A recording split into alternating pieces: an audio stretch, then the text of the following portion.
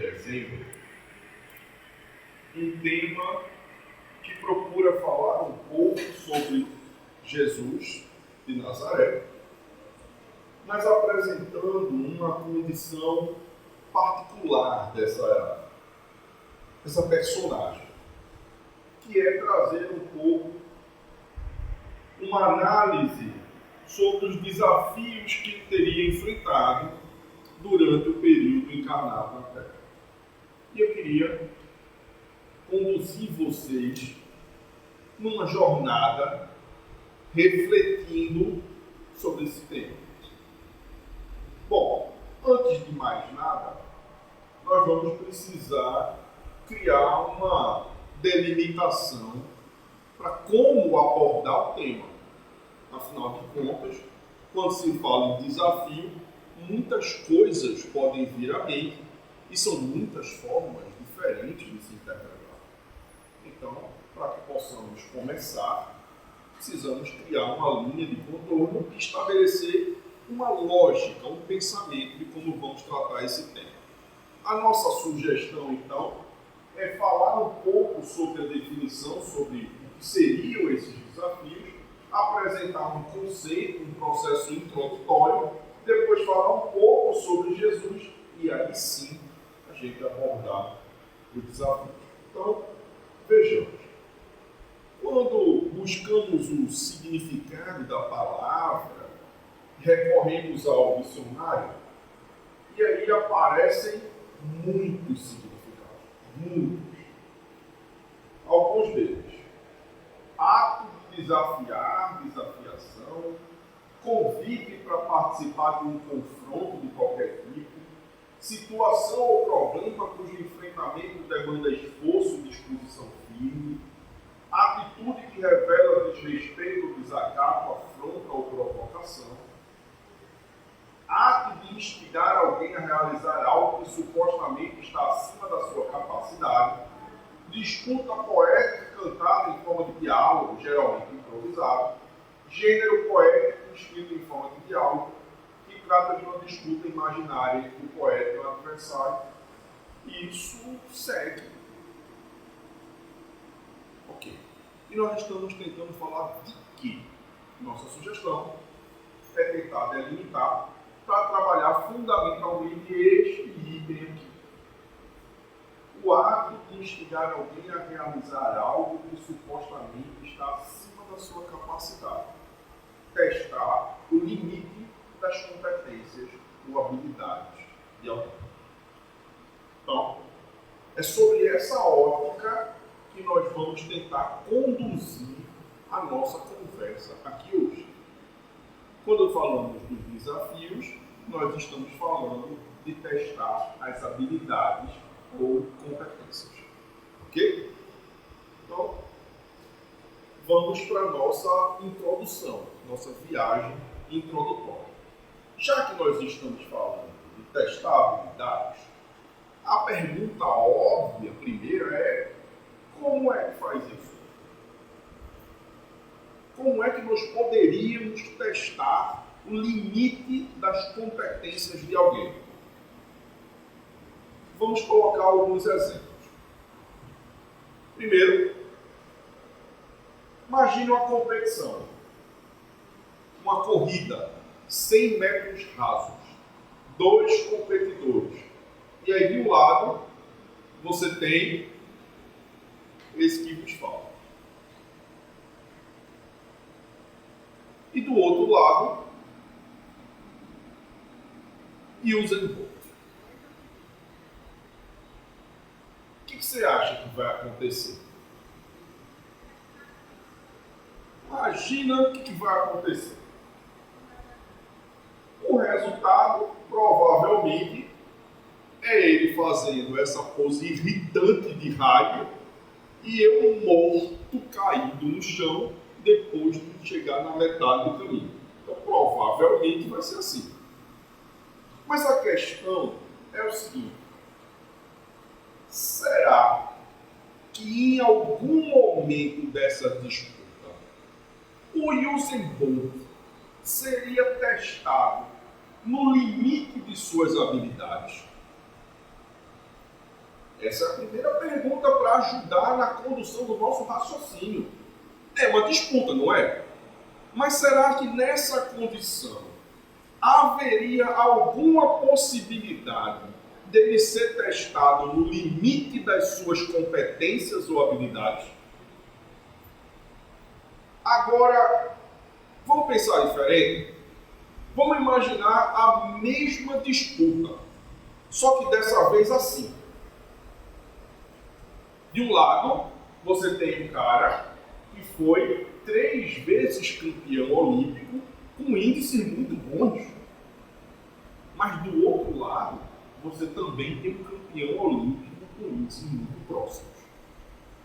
Será que agora ele conseguiria ter o mesmo desempenho correndo ou a mesma tranquilidade que teve na disputa comigo? Agora ele começa a entender que qualquer pequeno deslize, qualquer falha no planejamento da corrida pode lhe custar a vitória. Porque quem compete com ele tem condições de vencer. Então, nessa condição, provavelmente, ele seria levado ao limite das suas habilidades. Ele sabe que pode perder isso numa fração de segundo. Deu para entender mais ou menos? Embora seja uma historinha para ilustrar, mas vai ajudar a conduzir. Vamos para uma segunda historinha para fortalecer esse conceito. Nós estamos vivendo fase semelhante. Imagine que estão lá, estudantes vão fazer a prova do Enem. Você tem alguma dúvida de que para eles está testando o limite das suas habilidades? Eles estão sofrendo bastante, né? Submetidos a muito estresse, coitados. Testa o limite das competências dele. Não é? Muito bem.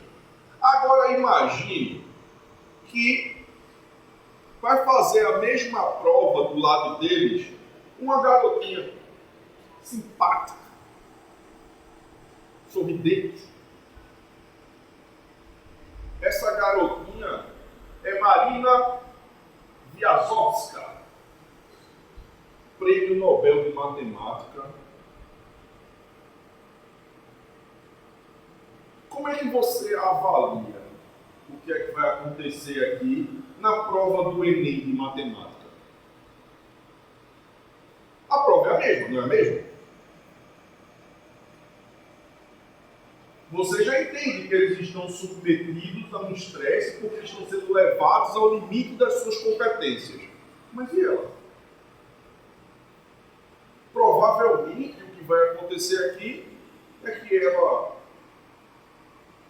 vai terminar muito rápido, sabe matemática provavelmente mais do que quem elaborou a prova e deve inclusive usar artifícios de solução matemática que a pessoa, quando for corrigir, vai dizer: eita, nem sabia que dava para fazer assim. Não é? Então, será que para ela participar da prova do Enem testaria o limite das suas competências? Muito bem. Você consegue agora entender como é que a gente faz para avaliar as competências? Não basta só do desafio em si. Eu preciso entender um pouco das características de quem está passando pelo desafio. Porque a depender de quem é, quais são as suas condições, isso pode ou não testar o limite das suas competências. Ficou mais claro?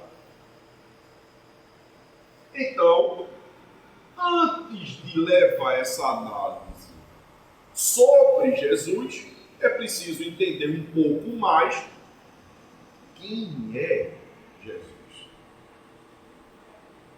Para só depois a gente poder avançar e discutir alguma coisa sobre o limite das suas competências. Então, para falar sobre Jesus, eu queria queria que a gente começasse a refletir do ponto de vista do ensinamento espírita, o que é que nós entendemos hoje sobre as características, competências e habilidades. Para isso, nós vamos recorrer à codificação. Vamos buscar algumas respostas em O Livro dos Espíritos, começando com a pergunta 625, muito famosa, inclusive, que diz a pergunta 625: qual o tipo mais perfeito que Deus tem oferecido ao homem para lhe servir de guia e modelo? Kardec é tão sensacional que a pergunta já nos incita a reflexões. Kardec não perguntou qual era o guia e modelo, não. Ele perguntou qual é o tipo mais perfeito que foi oferecido. E ele usa o foi oferecido no sentido de que eu ofereci, mas nem todo mundo aceitou, não. É possível que seja assim. E aguarda para ver a resposta. E essa resposta é sensacional. Porque ao contrário das outras, onde é preciso estabelecer teses, a resposta é seca. Seca. Objetiva. Então, qual é o tipo mais perfeito? Jesus. E aí há um comentário de Kardec que é extremamente importante. Diz Kardec: para o homem, Jesus constitui o tipo da perfeição moral a que a humanidade pode aspirar na Terra. Dava para fazer a palestra só com o comentário de Kardec. A gente fica falando aqui até amanhã de manhã. De tão importante que é o comentário aqui. Primeiro, para o homem na Terra. Kardec não diz que Jesus é o ser mais perfeito que Deus criou. Não diz isso não. Ele diz: para nós, é o tipo da perfeição moral que a humanidade pode aspirar na Terra. Porque em outros lugares há outros padrões.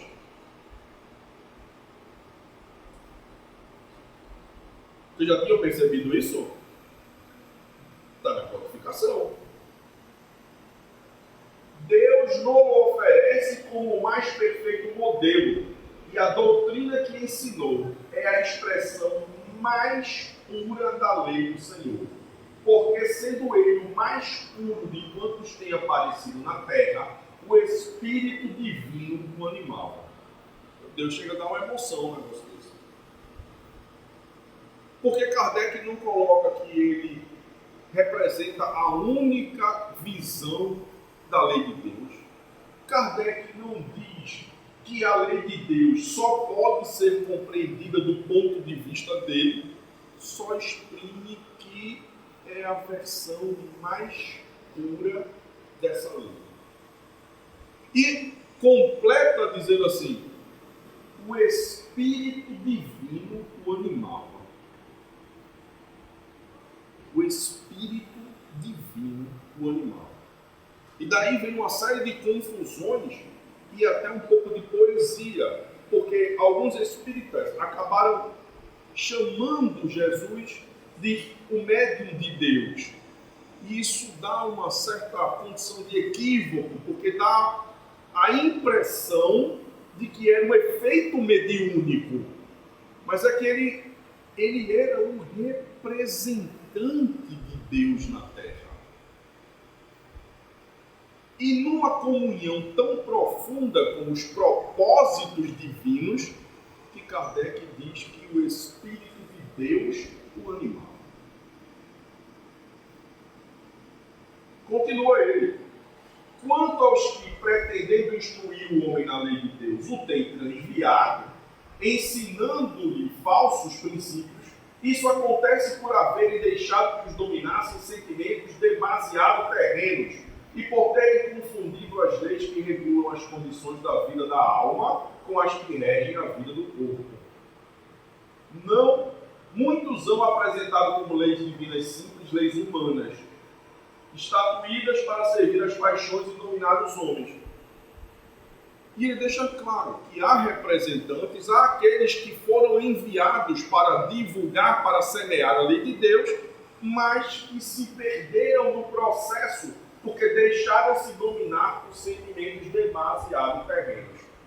E misturaram um pouco o que é a condição que regula a vida da alma com a que regula a vida do corpo, e nessa confusão deturparam princípios da lei divina.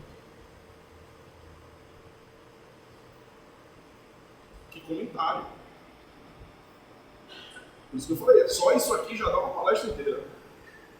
Já dá uma conversa sem fim. Da profundidade que foi a reflexão de Kardec sobre o tema. Mas tem bem mais. Porque esse não é o único comentário que fala sobre Jesus. Vamos lá na pergunta 879. Ela diz assim: qual o caráter do homem que praticasse a justiça em toda a sua pureza? Caráter de condição moral. E aí a resposta dos Espíritos: o do verdadeiro justo, a exemplo de Jesus, porquanto praticaria também o amor do próximo e a caridade, sem os quais não haverá verdadeira justiça. A doutrina dos Espíritos é fantástica. Veja o que ela está dizendo aqui. Não é possível justiça sem amor e caridade. Não é possível. Enquanto a nossa justiça não conseguir atrelar essas duas condições, não é a expressão da verdadeira justiça. Então, todas as vezes que você se vangloria de ser justo, mas as suas ações não refletem amor e caridade, tem uma notícia ruim para você.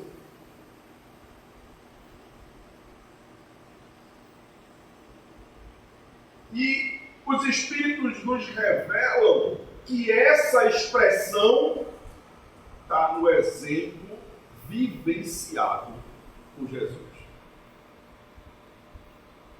Tem mais? Pergunta 1009. Palavras do apóstolo Paulo. Assim, as penas impostas jamais o são por toda a eternidade, falando sobre a nossa condição futura. Resposta dos Espíritos. Saquei um trecho, quando ele reflete: quem é com efeito culpado? É aquele que, por um desvio, por um falso movimento da alma, se afasta do objetivo da criação. Então, o objetivo da criação. E o que é o objetivo da criação? Que consiste no culto harmonioso do belo, do bem, idealizado pelo arquétipo humano, pelo homem-deus, por Jesus Cristo.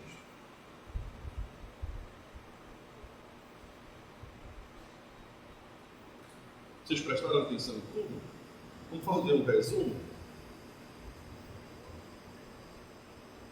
Jesus é citado como o verdadeiro justo, como aquele que praticou a justiça na sua maior pureza. Sua doutrina era a expressão mais pura da lei de Deus. O Espírito de Deus o animava, ou seja, quando ele falava e agia, era a expressão dos ideais de Deus. Representa o arquétipo, o modelo do verdadeiro ser humano. Ele é o projeto original do que é o ser humano na Terra. Qual é a condição perfeita do ser humano na Terra? Jesus.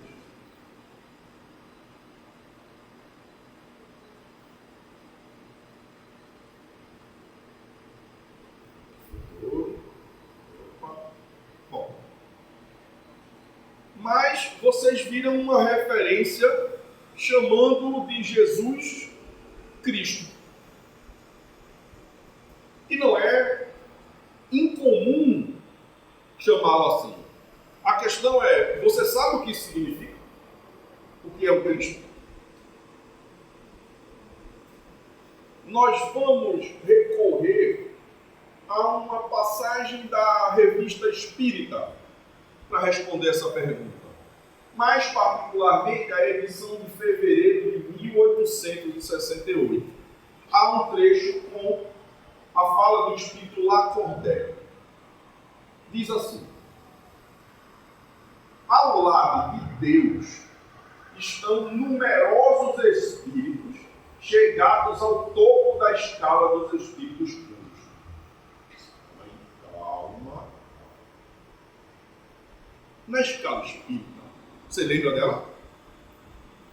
A escala espírita coloca a criação do espírito evoluindo desde a condição de mônada, passa pelos reis e chega na condição dos espíritos primitivos e avança até onde?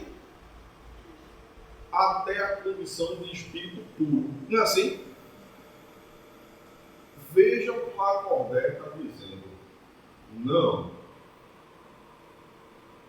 Porque é possível avançar para o topo da escala dos espíritos puros. Então, quando você chega na condição de espírito puro, vai abrir uma outra escala evolutiva. E aí tem mais caminhada para frente.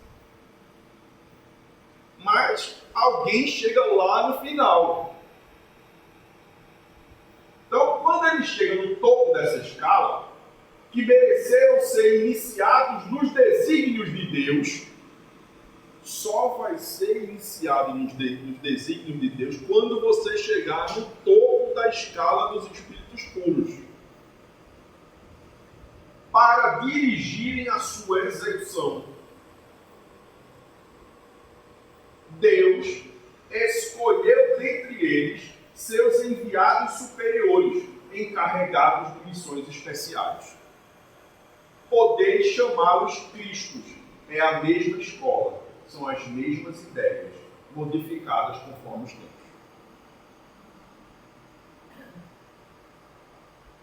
Talvez ainda não esteja claro para você. Então eu vou trazer mais alguns pequenos recortes. Agora uma fala do Espírito São Luís.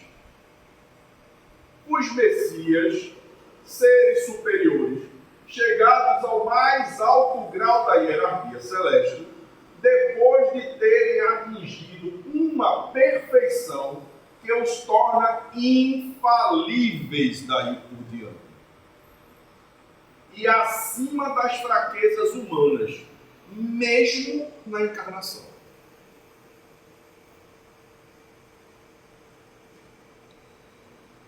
Tem mais.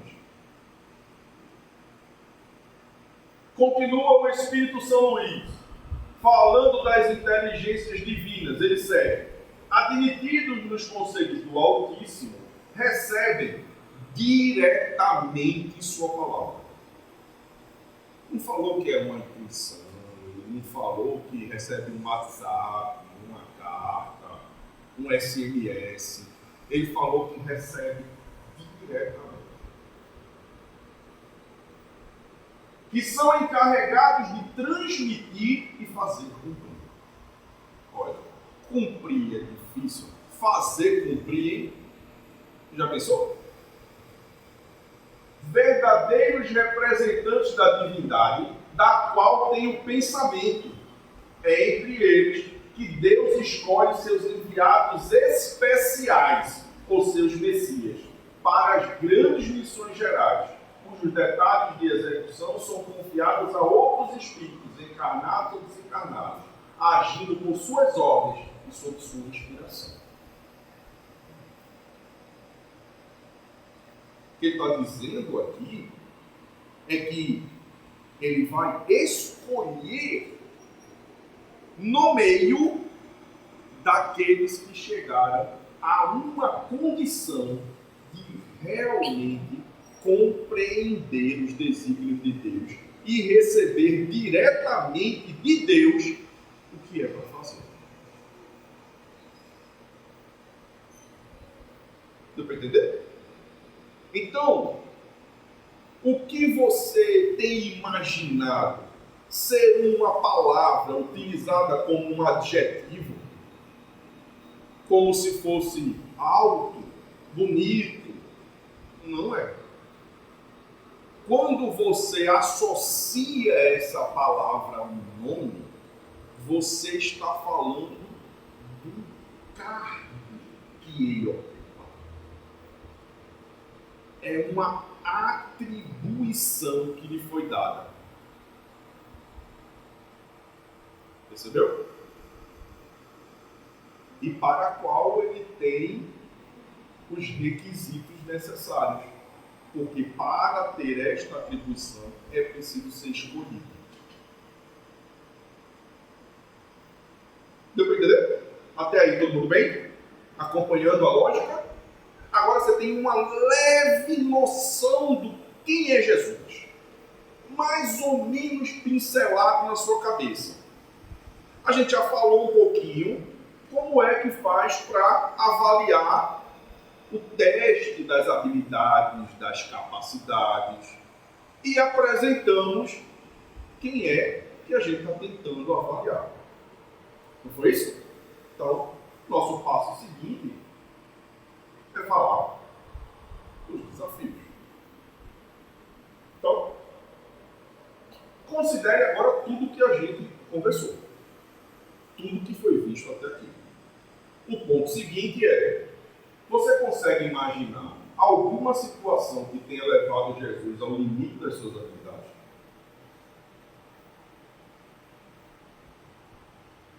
Consegue? Você lembra das condições que foram citadas agora? Qual eram os requisitos mínimos para ocupar o cargo de Cristo?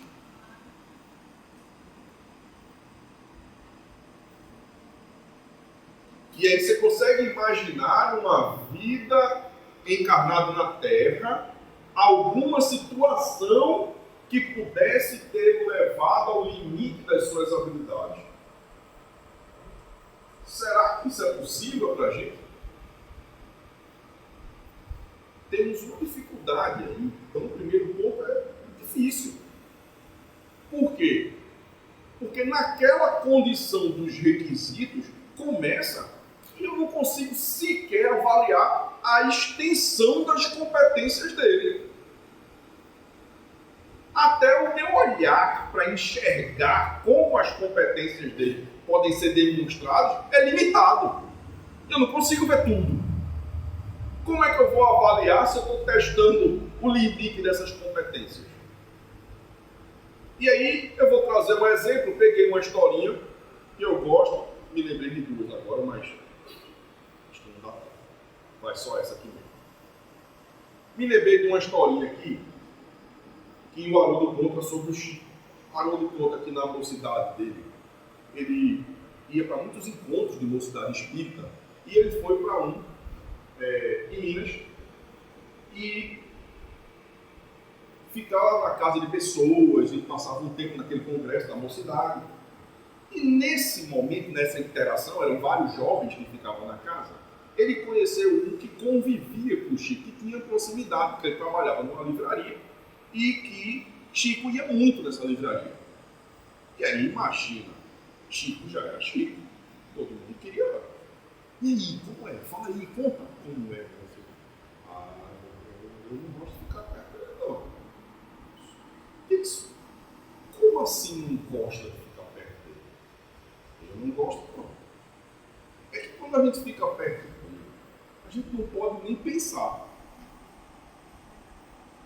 Teve uma vez que a gente estava andando em um grupo de umas 20 pessoas e eu comecei a pensar umas coisas e de repente ele parou e fez: ô meu filho, não pensa assim não. Você devia pensar desse outro jeito aqui. E aí ele disse que quando vai andar agora, ele sai meio que se escondendo para ver se Chico não percebe o que é que ele está pensando. Agora, eu estou falando de Chico e trouxe uma história contada pelo Haroldo para a gente criar um paralelo. Se com Chico era assim, Imagina como era com Jesus. Você consegue imaginar? Você consegue imaginar a possibilidade de esconder um pensamento dele?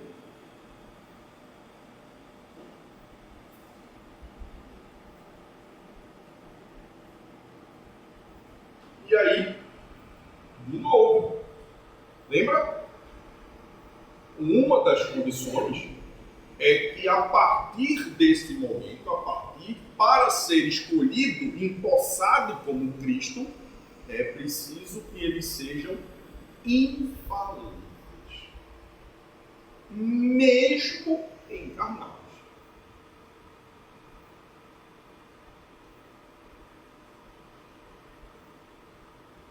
E aí, vamos repetir.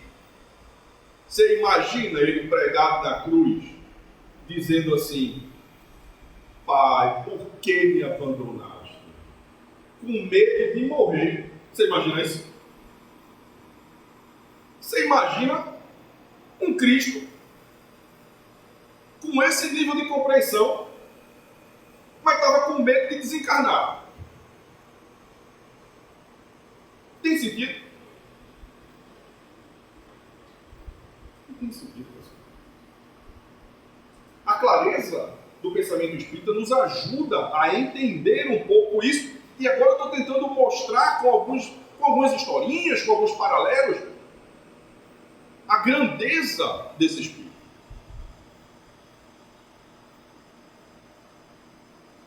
Então, de novo, você consegue imaginar alguma coisa que tenha o levado ao limite das suas capacidades?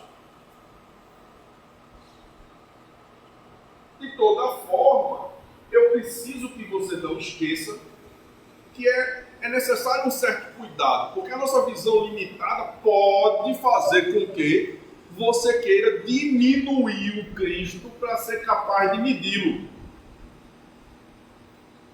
Você tente restringir para espelhar nele um pouco de você e aí abrir uma régua que você consiga medir e aí avaliar. Se você esquece de quais são as condições mínimas para que ele tenha chegado naquele cargo, você corre o risco de fazer isso. E aí isso cria, evidentemente, um problema de perspectiva. E aconteceu com várias pessoas. Por isso que muitos que escreveram sobre Jesus acabaram se complicando. Porque trouxeram para ele um pouco do que era, que tinha dentro de si. E aí, se eu tenho um problema emocional ou existencial, ele tem que ter também. Se eu tenho um problema afetivo, ele tem que ter também. Então, se eu preciso casar, ele também precisa. Se eu tenho fragilidades, ele também tem que ter. E aí você vai distorcendo a imagem, porque esquece quais eram as condições mínimas para que ele estivesse ali representando a divindade. Você trouxe ele para uma condição essencialmente humana.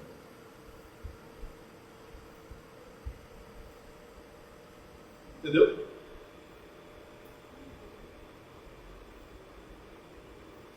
Mas, será que nós estamos vendo na perspectiva certa? Já chegamos a uma condição, já criamos uma lógica para fazer essa avaliação. Então, na nossa ótica, ao que parece é um consenso, muito difícil que algo que ele tenha experienciado durante a sua jornada física o tenha levado ao limite das suas capacidades. Então, será que essa é a perspectiva correta? Eu queria propor um olhar diferente. Eu queria propor um pensamento diferente. E se o desafio fosse transmitir o seu entendimento das leis divinas para os homens? E se o desafio não estivesse ligado à sua vivência na carne, mas ao que ela representa? Se fosse conduzir os homens até um patamar evolutivo onde ele já chegou. Mude um pouco a perspectiva do seu olhar. Façamos um exercício mental. Imagine que ele é o guia da humanidade e vai te conduzir para algum lugar. Imagine que esse lugar é um lugar que ele conhece bem. E aí, como fazer o exercício óbvio? Todo mundo aqui já deve ter usado um guia, não é? O que você espera de um guia quando você está visitando algum lugar? Quando vai te levar para algum lugar? Que no mínimo, ele conhece o lugar. Já pensou, você chega num guia de viagem, ele vai passear com você aqui em Recife, e aí diz assim, e aí, como é que é a cidade aqui? Não sei, estou vindo agora pela primeira vez contigo. Mas você deve ter estudado. Não, cheguei aqui agora. Não ia dar certo, ia. O que você espera do guia? Que ele já tenha passado, que ele conheça os pontos turísticos, que ele sabe a característica das coisas que ele está apresentando a você, não é isso? Que ele entenda do lugar que está levando você. Que ele entenda do lugar para onde ele quer te conduzir. Então, isso aqui, se ele se propõe a ser o guia para te conduzir a algum lugar, é porque ele sabe muito bem onde quer chegar e como vai te levar até lá. E esse lugar não é um lugar físico.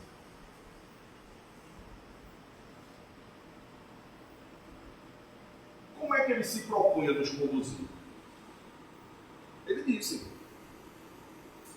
os representantes disseram, nos avisando com antecedência. Está lá, Lucas capítulo 2, 14.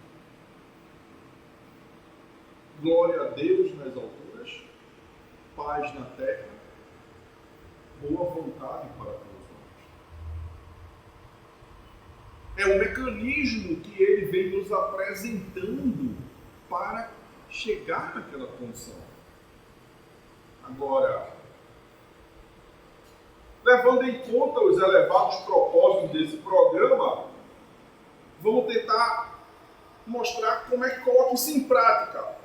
Evidentemente que não vamos trazer o evangelho inteiro para cá, mas algumas pinceladas de umas pequenas coisas, só para ajudar a demonstrar. Então, primeiro ponto, vamos falar um pouquinho de como ele agia na família, na sociedade, e bem de leve sobre a atividade religiosa.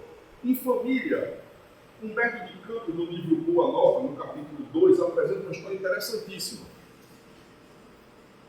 Maria de Nazaré, minha prima, que tinha pessoas do cinema. Então, ela vendo o começo e desenrolar de Jesus, aquelas suas idas no templo, ele saindo da infância, entrando numa fase mais madura, depois daquela viagem onde ele se perde, né, que ele já estava em condição, já passou pelo barulho, já estava numa condição de entrar na fase adulta, andar sozinho e tal.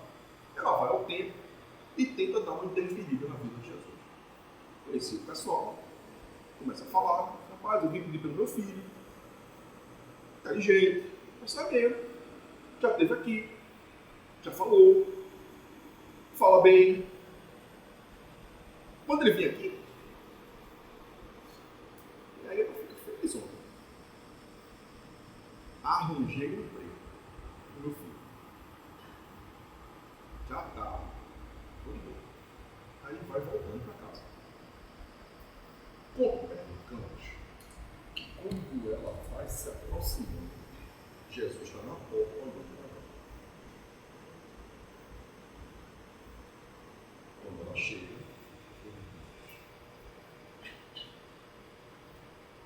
mãe, que queres tu de mim? Acaso não tem testemunhado a minha comunhão com o Pai que está no céu?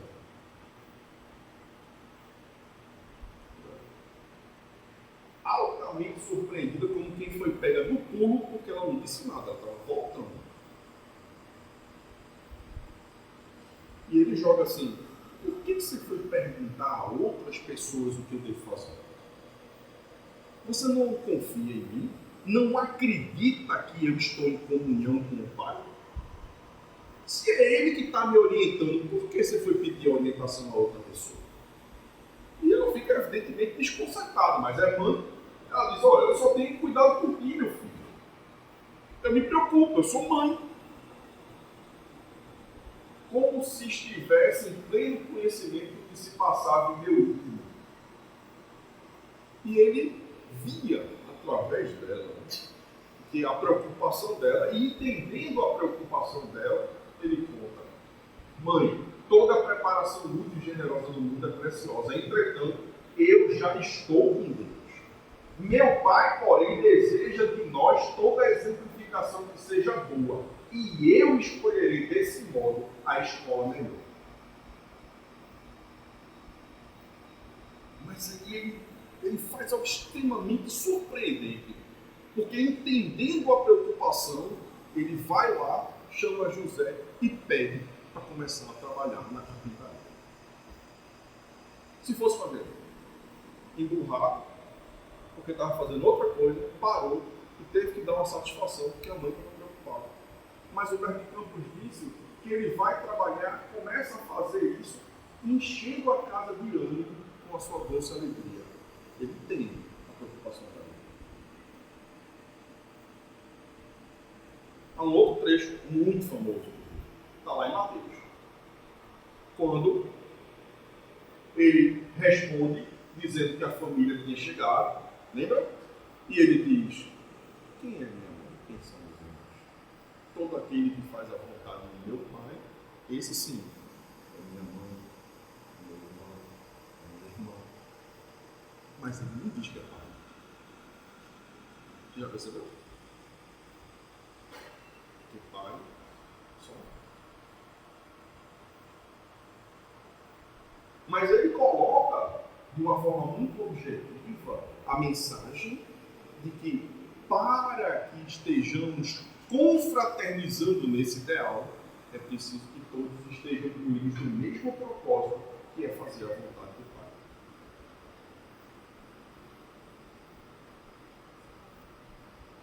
E esse no final, quando ele já está na cruz, já está em meio ao sofrimento do corpo físico, mas vê sua mãe em profundo sofrimento emocional. Esmola. E ele para, esquece um pouco da dor que ele está sentindo, vira para ela e diz: mulher, eis aqui o teu filho.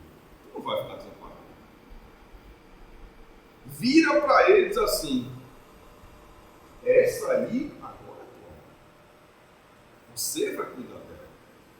E ele completa: e desde aquela hora o discípulo a recebeu em sua casa. Porque uma mulher viúva sem filho está desgraçada na sociedade. E ele para, preocupado com o futuro dela, e diz assim: cuida dela. E ele abraça ela.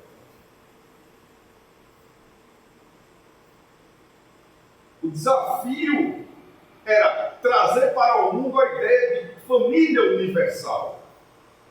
Mas é preciso não esquecer do afeto particular que devemos à nossa família. Eu preciso pensar que todos somos uma grande família. Mas não posso descuidar do carinho que eu preciso ter com aqueles que me são mais próximos e que vieram comigo numa proposta de crescimento no núcleo familiar menor. Ele não abdicou da afetividade, cultivou relações familiares ao ponto de esquecer a própria dor na cruz. Não permitiu que a sua ação divina se tornasse subalterna aos caprichos do núcleo familiar. O propósito estava muito claro. Na sociedade, um trecho de Mateus está lá. Dize-nos, pois, que te parece, é lícito pagar o tributo a César ou não? Lembram dessa passagem?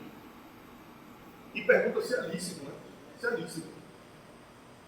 E aí ele arrebata no final: de quem é esse efígie? Mostra no erro, cuidado. Tem um aí. De quem é esse efígie? É de César. E aí, o texto original é: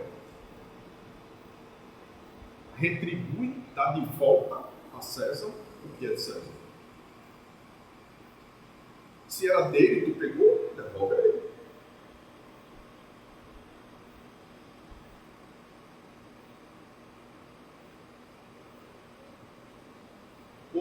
frente de Pilatos, quando Pilatos pergunta: tu és o rei dos judeus?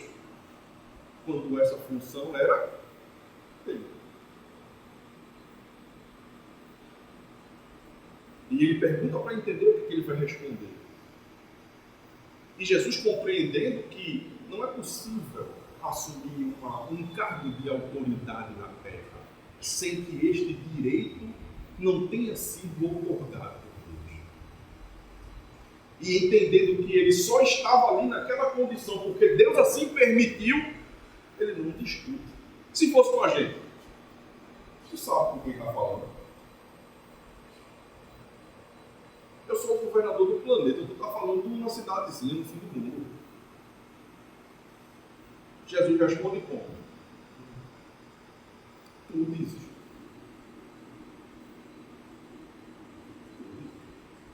E não bate com o fogo. Ele traz para o mundo a ideia de que é imperioso se cumprir a lei, independente da posição social do seu povo. Na atividade religiosa tem dois trechos. Um, quando ele sobe ao templo e ensina, e o outro, quando ele chega a Galileia e as pessoas que o haviam visto em Jerusalém vão lá ouvi-lo, porque tinham ido na festa e tinham escutado ele falar. A atividade que ele representa. E lá em Mateus há um trecho importante quando ele diz: ai de vós, escribas e fariseus hipócritas, pois que dizimais a hortelã, o endro e o cominho, e desprezais o mais importante da lei, o juízo, a misericórdia e a fé. Deveis, porém, fazer essas coisas, e não omitir aquelas. E quando ele fala de dizimar, eu coloquei aqui, na verdade, pagar o dízimo. Pagar o dízimo é a 10ª parte. E quando você negociava com essas coisas, você precisava dar a 10ª parte ao templo. E ele se refere aqui a como os sacerdotes estavam preocupados em cobrar essa parte material, mas que para eles não tinha muita relevância o que não era material. E aí ele vira e diz: hipócritas, por que você está tão preocupado com o que é matéria e você esquece o juízo, a misericórdia e a fé? Que era isso que você devia estar cobrando. Ele traz para o mundo a ideia de que é imperioso respeitar a crença sincera, qualquer que ela seja, mas nos adverte quanto à hipocrisia. Observe que ele não ataca nenhum costume que seja piedoso. Ele mesmo cumpre todos os ritos puros e sinceros do seu tempo. Lembra? Ele foi batizado. Ele cumpriu todos os rituais, todos. Desde que a crença fosse sincera. Se aquilo era importante e representava algo, ele cumpriu. Ele adota uma atitude fervorosa e piedosa diante da prática religiosa sincera e honesta, pois sabe que ela faz bem para o ser humano. Mas denuncia corajosamente os que transformam a religião em instrumento de realização dos interesses pessoais. Portanto, ele expressa tolerância e indulgência, sem contudo se tornar conivente. Demonstra carinho, atenção e cuidado, sem abdicar da energia serena e corretiva. Ele utiliza a sinceridade como bálsamo, nunca como ácido. Sabia ser acolhedor, conservando intacta a firmeza de caráter e os valores espirituais. Essa é a forma como ele tentou ensinar. Então, qual é o desafio? Qual é o desafio da proposta?